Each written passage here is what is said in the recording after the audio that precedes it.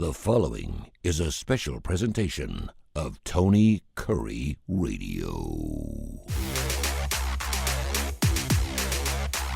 Welcome back to another K4Wins, K4Wins.com. Go to our website, you get all of our plays. They're fantastic. Upper left-hand corner, Kai Gregory's been doing the business now for 35, 40 years. He plays both sides. It's fantastic. Right below me, Case Keefer, chief executive of course, the Las Vegas Sun.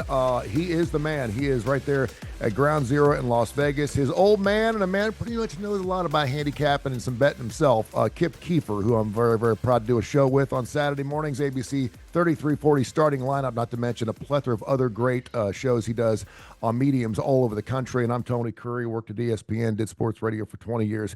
This is K4Wins. Before we get any further, we like to let people know who we are and why we are who we are. What have our play numbers look like so far, Kai? We've gotten, of course, the playoffs kicking off a little bit later on Saturday. We're recording the show here on Snowmageddon down here in Birmingham on a Friday. We've already got one of the playoff games in the boot. Notre Dame has taken one of the spots, but how's our numbers so far? You know, it's funny.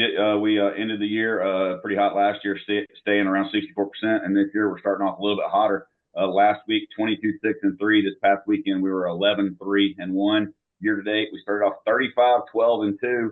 We've thrown in some women's college basketball in there. We've thrown in college basketball. We got NFL. We got NCAA. We've got hockey. We got NBA, and we actually posted a soccer play, which worked out beautifully because we posted it to a draw, and it was a 2-2 draw. You know, that exciting soccer 2-2 draw after like 4 hours. That's fitting. Yeah. You can bet on a draw. I love that. Yeah. I'm going to bet this is going to tie. Okay. Hey, whatever puts but I got to draw on, the line. Man. I got to draw the line. If we start betting on friendlies in soccer, I'm out.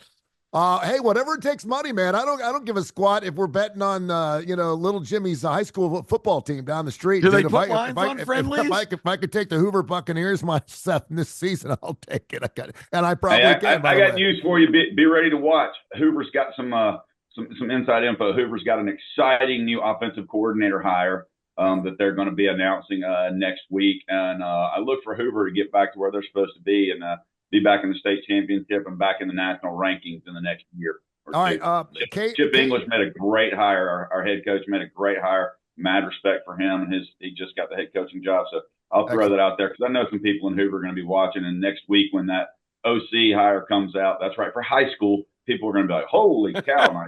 Yeah, well, I knew when ESPN started putting high school scores on the ticker down below, I knew it was over. And they're the next ones to get paid. I got news for you. It's going to happen a little. And they do have high school football lines. You're gonna have 9. Texas high school football betting is huge. Yeah. Yep. You'll have 9-year-olds in the World Series getting paid big bucks here probably next season. I remember. Go ahead. Yeah. No, I was going to say, I remember when Case played for the state championship as a 9-year-old in the Alabama youth, and a big upset. I was all over Clay Cardinals that day. I think they were getting 3, and it was a lock. Now, if you're playing over-unders in a high school ball, you're messed up. But yeah, if you can go ahead and play the side, you're good to go. Case, we were talking about yesterday. We were recording our show, of course, getting ready for the big championship games. Of course, Notre Dame gets the win last night, 27-24. Mr. January and Mitch Jeter off his foot gets it done for the Notre Dame Fighting Irish. And it was interesting because there were two teams I did not want to bet on all year long, so I had to pick one or the other. And I was actually talking to my son last night over in Clemson. He's like, "Who do you like?" And I said, "I'm going to take Notre Dame." I said, "They've been getting the best of me all year long, and sure shooting. They're down 7 late in that game to come back and win that football game." But when it comes to pros, no one does it better than you. I mean, as far as in futures, and I was talking to your man last night, your old man, and we were talking about just how good you are in pro football. So we're going to get into the pros. We got Chargers, Texans, Pittsburgh Ravens, Broncos, Bills, Packers, Eagles, Commanders, Bucks, which is a very interesting matchup. And of course, the Vikings, the Rams. We'll talk about that in just a few minutes. First of all, any thoughts on the game last night? I know, Kai, before we went live today, you were going off on James Franklin. The guy is like 0-122 against top 5 teams. You should have figured he was going to lay an egg against one of the better teams in college football. Penn State goes down 27-24. And of course, we have a game later on tonight, Ohio State, Texas. Kip, let's start with you. Your thoughts on the game last night and your thoughts on the game tonight. Last night was pretty much what I expected. It got to be an interesting game in the second half because I thought both offenses stepped up when they needed to. It was what you want to see at that caliber of game. Both of them had really clutch drives to stay in the game and kind of regain their footing back and forth. It was, after a really dull first half, the second half was really exciting to watch. And, I grudgingly have come around to understand why Penn State's been so successful. I still think there's things on their offensive side that are puzzling. I think the tandem of running backs they have are dynamite, and I don't know if I'd ever thrown the ball if I were them. But the decision making at the end to be aggressive and try to get in field goal position, we've seen that come back to bite a couple of coaches in this postseason. And Aller, who's had really good numbers in terms of taking care of the football, made a really panic, kind of ill-advised throw under pressure. Would have been better probably just to take the sack and live to fight in overtime. But it was a great game. I thought the teams were evenly matched, and Notre Dame's kind of the team of destiny. I'll say finally, for them to lose early in the year in embarrassing fashion at home to Northern Illinois, I think one powerful incentive for that team all year, the rest of the year, is that every game was an elimination game. They've been in playoff mode since week 2. Another loss coupled with Northern Illinois, they wouldn't even be in the hunt right now. So I think they've played with that kind of pressure all year, where some of the other teams, like a Penn State, who didn't have that many really tough matchups. They lost to Oregon in the championship game. Didn't affect their status. But I think Notre Dame's played with that sense of urgency all year. And I've become a huge Marcus Freeman fan, because this team just plays. I like what he said at halftime to them. We don't need to panic. We just need to play. And I thought they played a great second half. Kip, great point on every game being an elimination game. I'm kind of glad that happened, because I don't like to see just one really bad game throw a team off.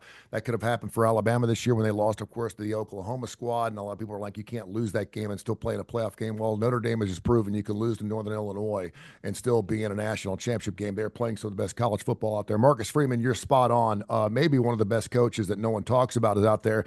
And I did want to ask Case to go to next. Ohio State, 6.5-point favorite later on tonight against Texas, assuming they win that ball game. What is the early line on Ohio State Notre Dame?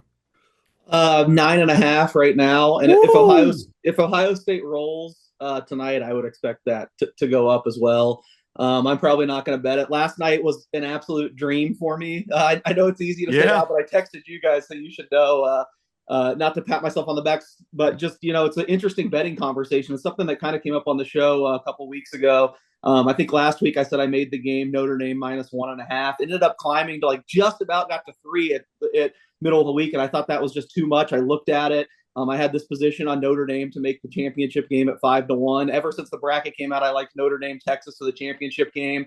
So then I had this question: do I try to middle? I found a +3.5, -140 on Penn State, and I know there were some butting heads. I didn't get in on it a couple of weeks ago, but I think it was Tony. You said, I don't understand, why do people ever middle? Why do you hedge? You don't do it. And I think Kai was talking about doing it, and it's hard for me because in general, I feel like I'm a little bit more on Tony's side. There's this whole cottage industry of people who just try to get a great bet, and the first thing they do is try to buy out of it and try to hit both sides. And the reality is it's a lot tougher than, if you do the math, it doesn't happen as much as you think. If you have a really great bet, to me, most of the time it's better just to ride with it. So I like to look at it as like two independent things. I'm never going to make a second bet unless I think there's value there. And the more I looked at this game, I was really worried about how beaten up Notre Dame was. They had 2 less days to recover than Penn State after the game got moved. So I went ahead and fired on the +3.5 and just hoped it could land Notre Dame by 1, 2, or 3, and got lucky. Obviously, I got there, and I agree with a lot of what Kip said. The whole team of destiny thing. I go back to Kai last week. He's only picking them for touchdown. Jesus, I'm a guy that's always looking at the game, always looking at the stats. Man, there was some weird stuff. Like the first half, Notre Dame, every key player couldn't even walk on the sidelines. They're so beaten up. I feel like I kind of handicapped right. They didn't look great. then they go in at halftime and it's like they're miraculously cured. They look like a different team in terms of health in the second half. Yeah, that first drive, good grief. It's just wild. And I have to agree with Marcus Freeman as well. I heard a lot of conversations going into this game, like how would you rate the Final Four coaches? And I swear I heard a ton of people say Marcus Freeman first, and I'm just sitting here like I want to yell at the screen or yell at the podcast. Like, no way, this guy hasn't done enough. Like, why do we have him so high? And I think he's really gone up in my book, that the way they've come out in the second half, in all these big games, it seems like he just presses the right buttons at halftime. If you talk to coaches, especially maybe more the NFL, they all say these halftime adjustments are way kind of overblown. It's something we make more of than they are. But I think he must be doing something and clearly knows how to motivate them. I loved part of the speech that Riley Leonard said he gave. So I thought great job by Notre Dame at halftime. And I think it is an instance where I saw really,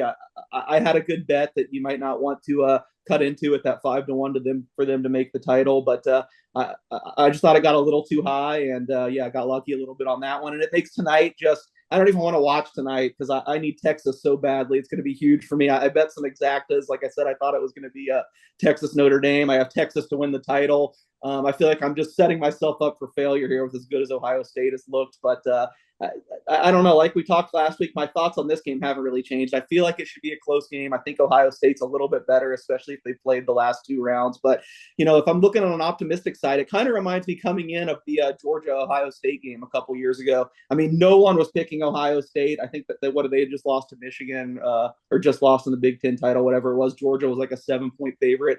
But if you really looked on paper and you looked at the talent, really wasn't that big of a discrepancy, even though Georgia was the defending national champions, the big favorite. And Ohio State, I mean, absolutely gave them hell. We're up big. I always remember that Brock Bowers stretch on fourth down to get there. I kind of feel like this game kind of mirrors that to me. I mean, Ohio State's the team to beat, the team everyone's picking, but Texas, I don't really think's outgunned if you go position to position, man by man. We'll see if Steve Sarkisian has some of that Marcus Freeman magic, because he needs to have a great game plan. He needs to be really locked in tonight and saying the right things. We'll see if they can do it. I think Texas has the personnel to stay close, but yeah, it's going to be an excruciating watch for me. We talked about last week that Texas, the most consistent football team we've ever seen, or the most consistent, inconsistent team, depending on how you want to look at it. And I mean, you just want to look at some tape. Go look at the Michigan games and figure out what Ohio State did against Michigan the last 40 years and see exactly what they've done wrong. I mean, it's amazing that this line is as high as it is. And again, I always like to see lines really, really close. But the way Ohio State's playing right now, Kai, there's no reason not to think that they're not going to blow out Texas later on tonight. I hope we have a good game tonight. But your touchdown Jesus came in. Are we all Ohio State tonight, Kai? Well, I will tell you, and I don't know, I haven't looked at a lot of the stuff in Vegas that Kip can see, but I would be willing to bet Vegas and bookies all across America are going to need Texas and going to need Texas big. Sure. And I will say, I don't think we can get in trouble for this on a podcast, but touchdown Jesus should always beat pedophile State University. Just every single time they play, that's what should happen. So, I mean, and I was rooting. I don't root for Notre Dame. I don't like Notre Dame. Don't like anything about them. Touchdown Jesus, yes, okay. We can't be against that, but never going to pull for James Franklin. I think he's one of the most overrated coaches in the world, in the history of the world. He got away because he's up there doing well. Penn State never plays anybody. They're going to win 8, 9, 10 games because all they're going to play is one, maybe two Big Ten teams, get in a bowl game. They usually suck in big games anyway. And they played well. There was a horrible pass interference call when Notre Dame got the pick, and then they come back and score again. I don't care what the stupid official in the booth up there that's getting paid too much for a bad opinion anyway is. I mean, the guy goes up, picks it. It had nothing to do with the play. I understand why they called it. It's stupid, but that hurts. But you knew Notre Dame was coming back, and you knew when you're watching that game, James Franklin is going to make a stupid coaching decision, and that's what he did. He won a couple of games at Vandy. I think he beat my beloved Volunteers once, and so then he got paid to go to Penn State. I don't know if y'all have seen the video, but watching the demolition of the Penn State stadium is a beautiful thing. I just wish that would have happened like when they were playing Ohio State, so those Big Ten teams would just go away. But anyway, yeah, I like Ohio State tonight. I like Ohio State big. Although I think Sarkisian will pull some things off, I just think Ohio State defense is playing better than Texas defense. I like Ohio State's wide receivers. I still think Will Howard sucks. I think he's an overrated quarterback. He'd be great at K-State where he can run. But, if they play the way they've been playing, they're not going to lose, and they'll win by 10 Well, plus. and you just said, are they going to show up like they have the last 2 weeks? And keep in mind, it's going to be cold in Texas, which favors Ohio State. And you just said it. I mean, Will Howard, no one's making him a Heisman Trophy guy. No one's saying he's the best quarterback to play, but he's just doing what he needs to do. You can call him a game manager, call it whatever you want. He's doing everything it takes to win football games. And he knows his pieces. He knows the significant others that are around him, and he's using them to win football games and doing it pretty easily as well. All right, we're going to have a show coming up this next Friday, the national championship game coming up on the 20th. And, of course, we'll break it down piece by piece. We'll have our two teams all set up, Notre Dame and Ohio State, or Notre Dame and Texas. We'll talk about that here. K4Wins.com, K4Wins.com. You can hear this show at least 5 times a week on Tony Kurre Radio, TKR app. We have over 100,000 different followers. Make sure you check us out. Of course, you can also check us out wherever you get your favorite podcasts. We're available everywhere, including our YouTube channel and Tony Kurre Radio. Let's go around the horn and talk about some NFL. I love this time of the season. We got a bunch of playoff games. Let's start with you, Kip. We're just going to go around the horn. Tell me some games you got. Give me some best bets, and tell me your thoughts on this first round of games, which kicks off a little bit later on tomorrow. Well, you got the Vikings at the Rams, but it's not at the Rams. It's in Glendale in Arizona. That's not exactly right around the corner from SoFi Stadium. I think that's a big factor here. The Rams have overachieved. I've been really kind of amazed at the fact that they just continue to find ways to win games. I think this Vikings team is really loaded. I think our consensus last week was we kind of liked the Vikings going into Detroit in the big game on I guess it was Sunday night to wrap up the season. And I thought the Vikings kind of mismanaged that game because at times, particularly in the first 2.5 quarters, they were inside not just the red zone, they were inside the 10 and the 5 a couple times and kept going for touchdowns on 4th and 5s, 4th and 6s. They just kind of let the game get away from Detroit is a tremendously talented team. But I thought they pretty much stood toe-to-toe with them. And I like this Minnesota team a lot. I think they're better than the Rams. And now on the neutral field, that game, and again, I'm having some vision issues today. I couldn't get some updated lines, but I know it's right around 1 or 2. You guys give me the current, but I really, of all the games, I like Minnesota. I think they're a better team than the Rams, and I think they will win. That's how I'd start off. I also maybe have a little bias, although as I've admitted to you guys, grew up a big Redskin fan in Washington. My dad was taking me to games when I was like 4 years old. I've had a tough time accepting the Commanders transition, but I still kind of have that soft spot. And I'm just so amazed at what this team's accomplished this year, really seemingly having a substandard roster, but every week they play well. Dan Quinn did a really good job in Atlanta his first couple of years before things fell apart. So I like what they've got going on. I think the Bucs are another team that I don't think is probably as good, although they're only 9-8. Win the West, somebody's got to win the South by default. I like the Commanders to go in there Monday night, and I guess both those games are on Monday night. So I'm looking ahead to the future. That's my 2 favorites going in, and I'm anxious to hear what you guys think about the rest of the lineup. Bucks are giving up 3 in a particular ball game. Jaden Daniels having an unbelievable year. You mentioned the Vikings; they're up to 2.5 as of right now.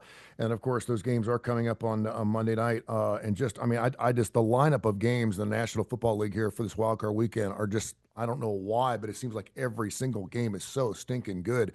Case, let's go to you. What are some games that are really sticking out to you right now? I guess the only game I think I've bet nothing on or have no opinion or really is the Vikings and Rams. I might ever so slightly lean Kip's way. I am higher on the Vikings, but I don't know. I mean, if you look at the Rams isolated for when they've been healthy, they've been awfully good. So that'll be a really interesting game. Monday night in Glendale. Of course, it wouldn't be a show if I wasn't opposite of Kip on at least one. So I will say the sharp money is on his side. The movement's on his side on the Commanders, but I actually like the Buccaneers in the Sunday night game. It's Sunday night. Okay. Yeah, everything Kip said's right. I mean, the Commanders are a great story, and Jaden Daniels just seems to get it done. But I mean, it does seem like they've had a lot of things at the end of games go their way. I think they're 8-3 in games decided by less than a touchdown. Of course, they had the Hail Mary, some other crazy stuff. I really don't trust their pass defense, even though you think it should be a little bit better with Marshawn Lattimore back and now in the fold, getting over his injury from the Saints, and he's kind of tormented Mike Evans throughout his career. But I mean, now Jalen McMillan might be the Buccaneers' best receiver. There's a lot of matchup things I like about the Buccaneers. I feel like the way they've kind of stumbled down the stretch and looked so bad in that Saints game, I think that's kind of deflated this line. I know it was week 1, so it doesn't really matter with the rookie quarterback, but they pretty much stomped on Washington the other time they played this year. So I really thought this should be more around 4, pushing at that. So I bet -3, like as soon as it came out at one sportsbook, thinking we'd never see another -3. But now you can get -3 reduced juice. So it just goes to tell you that people are seeing it Kip's way. I'm just not one of them. I like the Buccaneers. Another one that might be unpopular, the game before that, Sunday afternoon. I actually like the Packers +5 at the Eagles. I haven't heard a single person pick that side. Everyone likes the Eagles, and maybe you should just go with the Eagles because they've tormented me all year. I've kind of been down on this team, and they've just gotten it done. I appreciate the nice words you said about me betting the NFL overall, Tony, and it's certainly probably been my bread and butter, the more profitable football endeavor of the last decade or so. But this year has just not been great for me, not having a good NFL year. And I've talked to other professionals, guys doing this for a living, and they're saying the same thing, especially the way down the stretch. It's just been all chalk. And the NFL is one sport where, that public influence in the lines is still big. So more than often, I'm taking the underdogs, and underdogs have just not gotten home over the last 2 months. It's been just wild. I mean, the sports books are losing a lot in the NFL around here too. But I like the Packers here. You look, they play. This is another one that goes back to week 1. Oddly, they played that game in Brazil. The Eagles got out to a big lead. The Packers had a couple turnovers, but I mean, after that, the Eagles defense just could not stop the Packers. I think they had more than 7 yards per play. I think they were actually the better team with the underlying stats that day. I think that line was Eagles -1.5, which was probably about fair to me. You do the adjustment, to home field, and the Eagles should be like a little more than 3, but here they are taking money, pushing towards 6. If they got to 6, I would probably bet the Packers again. I'm worried about Jalen Hurts, to be honest, coming off a concussion. It's kind of like a new study and new numbers people put together, but these guys, especially quarterbacks coming back from concussion, the level has dropped. Their level of play has dropped off a lot. We haven't seen him in 2 weeks. There's been some odd interviews. There's been some odd, like, what's going on with him. People are worried about the Packers injuries with Jair Alexander and Christian Watson. I know Jordan Love came out last week, but I think that's nothing. So I don't. There's some things that I think it makes you even adjust more in the Packers. So I like the Packers getting points, and the Packers have been on the opposite end of this close game luck that I talked about with the Commanders. Everyone's so down on them because I think they've lost 3 out of the last 5 weeks. Those games were they lost by like a total of 6 points. I mean, it's the NFL. It's coin flips. The margins are so slim. I feel like we overreact to wins and losses some. So I like the Packers. And then you did mention one thing I've had a lot of success with, NFL futures over the years, and that's part of the reason why I wore the Buccaneers hat, not just because I'm picking them this week, but that was one of my favorites a few years ago. I feel like that people were off the scent of that team. They were kind of a quiet juggernaut. They lost some games they shouldn't have. In my column, I talked about, you should do a money line rollover. This team should probably be the favorite to win the Super Bowl. And we have an equivalent this year. There's a team I absolutely love in the futures market. Maybe some of the value is out now, but you could do that money line rollover. It's another 3 seed, another team that I think isn't getting the love they deserve, and that is the Baltimore Ravens. Yep. The Ravens would be my top team to win the Super Bowl, hands down. They're not going to be an underdog. I mean, maybe they lose. I know there's the stigma of Lamar Jackson not showing up for the playoffs. This is a super small sample so far that they lost at Kansas City last year. Of course, I think he's 2-4 in 6 games. But when there's this widespread belief that someone can't get it done, that's really when you find value on the other. And that's one of my driving forces of my betting career. I feel like I say it all the time on Kip's show, the starting lineup, and write about it. And I just think the Ravens are going to get it done one of these years if they're playing at the level that they've been playing at. And this year, they're just like off the charts efficient offensively. The game at Buffalo, if it happens next week, would be awfully scary. That's going to be like a coin flip. But I'm telling you, they're going to be like a 3-point favorite at Kansas City if they play them in the AFC Championship game. I think the future numbers, the money line numbers, don't represent it enough. So I'm all in on Baltimore. I guess that starts this week. You hate to lay 9.5, but maybe start that money line rollover because I've got the Ravens winning the Super Bowl this year. 4 of the games this weekend are rematches, and of course it includes Pittsburgh and Baltimore, where they split the series throughout the season. I had an interesting phone call with one Alda Greco who played 20 years in the National Football League, albeit he was a kicker, so he wasn't out there for every play. And One of his defensive coordinators, of course, was the DC at New Orleans when they had, of course, what they call the state game. What was it? Where they had money being thrown out on the table to kill other players. Oh yeah, bounty. Bounty Gate. And I was telling him about the Jalen Hurts situation. He goes, I got news for you. He goes, every defensive player right now on the Packers has got a body part that's assigned to him. He said, you get the left arm, I get the right arm, you get the right leg, you get the left leg, and that is the part of the body you're going to go after Jalen Hurts every single time. He said, you'll see more blitzes in the first 10 plays in that game. He goes, and you will see a 15-yard penalty going high on Jalen Hurts early in that game just to knock him out. This is football. This is what you do. I can't help it that you had a concussion, but if I can knock your head off a little bit early and get you out of that ball game early, and it's going to win us a football game, they'll probably do it in the playoffs. So it's going to be very, very interesting. Game of streaks, too. You mentioned Baltimore. They've won 4 in a row. Pittsburgh's lost 4 in a row. You got the Commanders who have won 5 in a row. You got the Buffalo Bills who have won 8 in a row at home. They're 8-0. Kai, what's sticking out to you? It's a game of all kinds of different trends and things, and you have to look at these things, but the matchups just are fantastic this first weekend. What's really sticking out to you? Well, I'll be the contrarian. I'm more concerned with Jordan Love and his elbow. He's been limited in practice this week. So looking at that game, I would sit back and wait and see. And if you can see any warm-ups, see how Watson looks, see, what's going to happen. I like Philadelphia and the physical game that I think they're going to bring into that game. Now that it's up to 5.5, 6, it's a little bit different. For me, it may be something that I don't play. I mean, my favorite play of the weekend is the Chargers.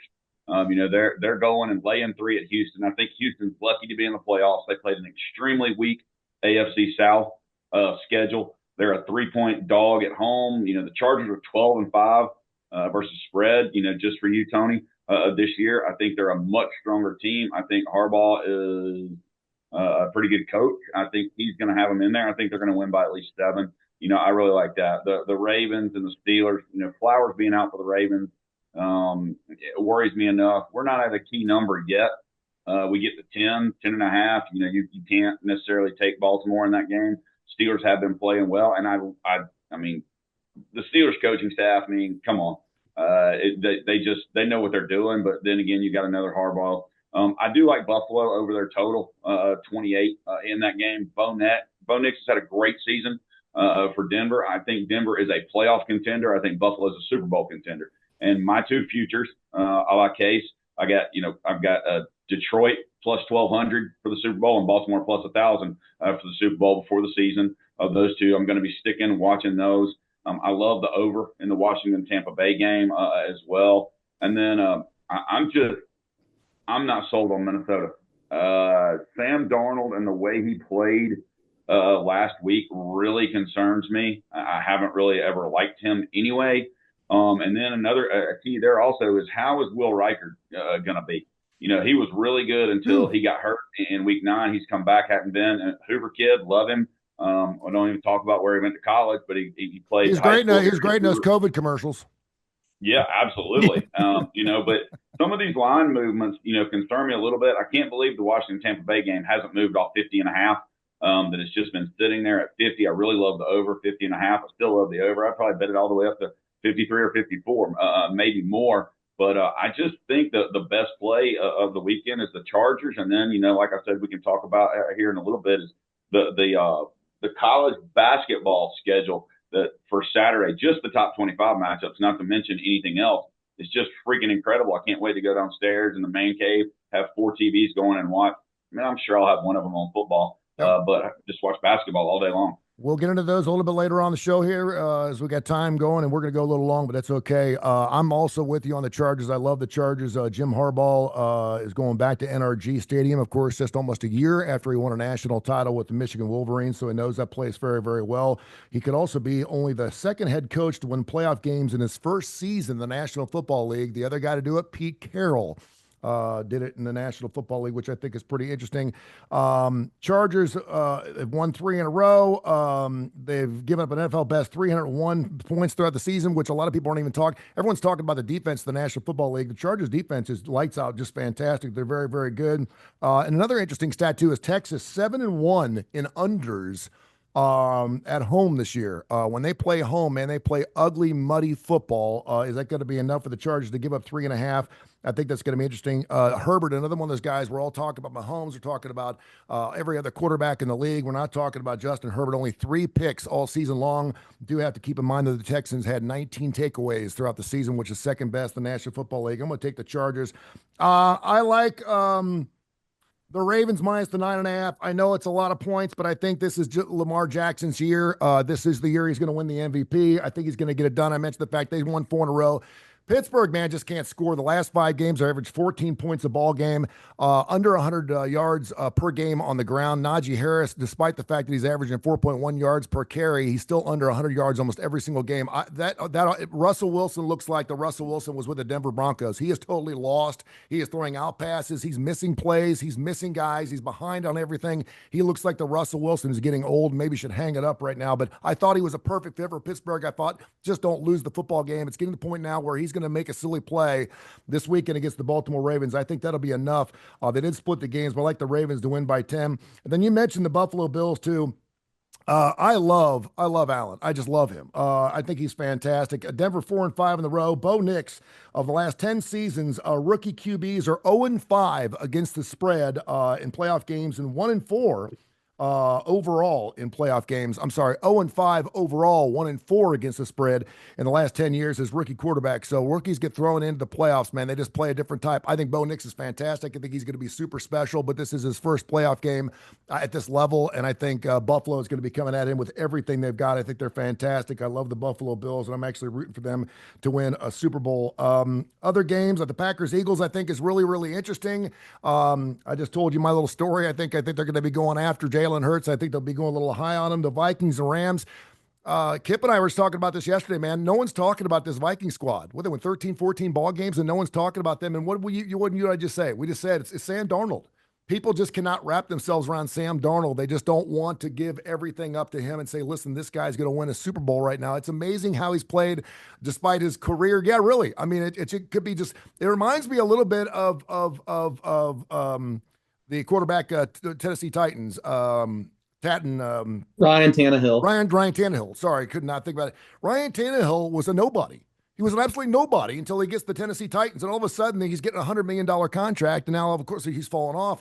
But no one even knew who he was. He was lousy. He was a terrible quarterback. He was a backup. Tennessee comes in. He was just the right fit with Derrick Henry, and, of course, all this running. And next thing you know, the guy's getting a big, fat contract. Now where he's gone. He's gone. But, yeah, I think the Commanders and the Bucks, I think that's one game where I think, Kai, I think you've had the over almost every single game with the Commanders, and I have followed suit with that. Thank you very much, because we've won some money on that. If you're not going to take the over in the game, take the Commanders team over.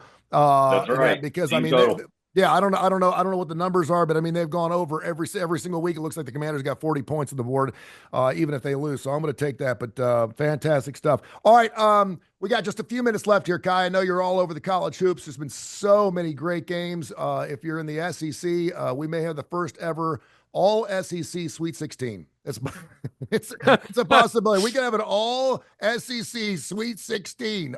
This is unbelievable how good that league is. Texas and Missouri will mess that up. There you go. Throw us out a couple of games for Saturday you like.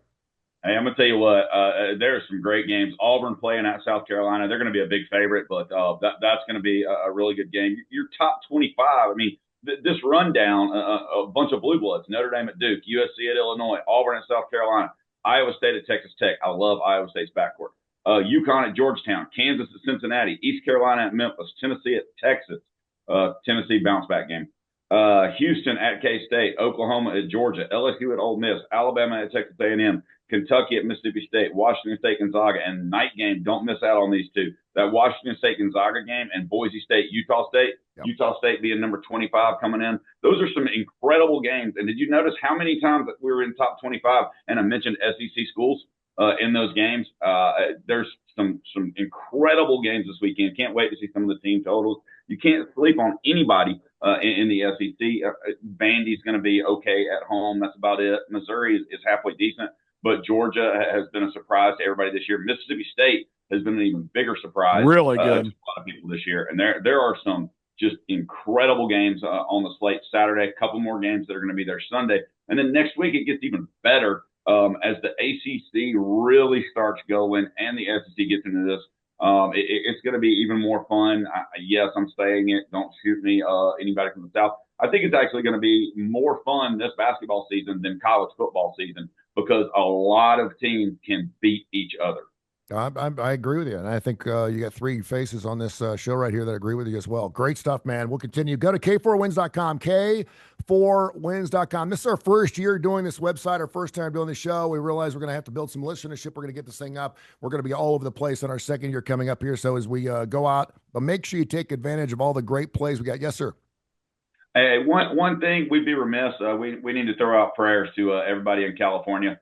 And in the out there with the wildfires, I mean that's crazy. I know we've got other weather sweeping through, but we're starting to see winds coming through, and with the snowstorms down in the south that's come from there. But a lot of people are in some really bad situations out there. I've actually got several friends of mine in the radio business who just left their homes and are living in some friends' basements right now on the outskirts of Los Angeles County. It's just unbelievable. It's hard to believe because, I mean, that's one of the most populated counties, if not the most populated county in the entire United States. Great stuff, and thank you for bringing that up. K4Wins.com, K4Wins.com. We'll do another show coming up on Friday. We may throw up another one if you guys want to sometime between now and then, but we'll break down the national championship game from top to bottom, big time coming up on our next game. And, of course, you can check out all of our games if you want to go back and see, we're talking about all these crazy numbers, 400 wins and 64%. You're like, you're full of crap, blah, blah, blah. Go back and watch our shows. It's all documented. It's all out there. And, of course, for God's sakes, we got the chief editor of the Las Vegas Sun. He is on the up and up on everything he does. He's on fire. Case Keeper down there. We'll give you all the plays. So check it out. Continue to check us out. K4Wins.com, K4Wins.com. Guys, we'll catch up in a couple days. Thank you, man.